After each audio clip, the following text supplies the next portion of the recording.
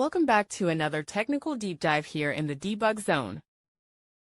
Today we're tackling a big question and breaking it down with insights from other users. Hopefully this clears up some misconceptions and helps you get the answer you need. So buckle up, stay a little curious, and let's jump right in.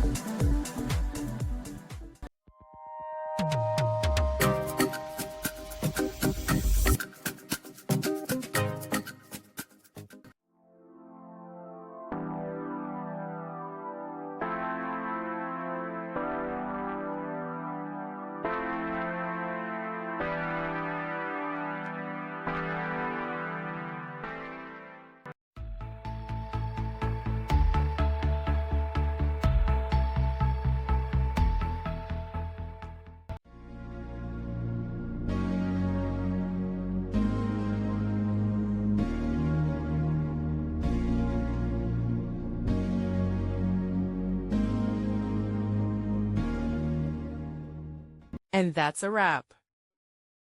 I hope you found the answer you were looking for. If you did, take a second to hit that subscribe button. It really helps out. And let me know in the comments which solution worked best for you.